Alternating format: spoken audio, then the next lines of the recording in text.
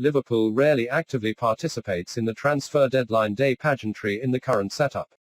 The 2021 winter window, when Ozan Kabak and Ben Davies were brought in as emergency centre-back cover in the final hours of trading, stands out as an outlier. Prior to that, the most recent deadline day signing at Anfield was Alex Oxlade-Chamberlain, who moved from Arsenal to Liverpool in a £35 million deal. For the time being, top-flight leagues in Russia, Turkey, and Mexico can still operate, which could provide another option for players like Origi and Karius, but for all intents and purposes, the cut-off point has passed.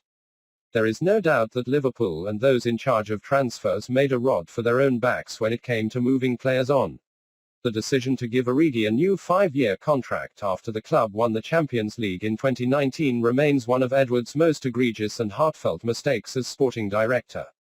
Liverpool are now unable to entice bids for the Belgian that are even £10 million less than the £22 million deal agreed with Wolves in 2018 when he had 2 years left on his previous contract.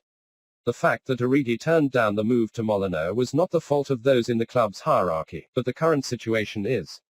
And, while he has a similar cult following among fans, it is difficult not to draw parallels with the 4-year deal handed to Phillips when none of Newcastle, Burnley, Brighton, or Southampton could come up with £15 million before deadline day. Phillips may be content with his role as fifth-choice centre-back, especially given the injury histories of Joel Matip and Joe Gomez.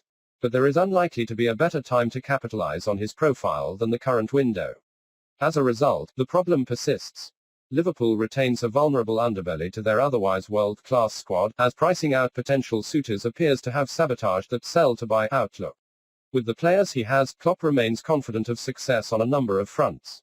However, supporters have every right to question the stance taken throughout the summer.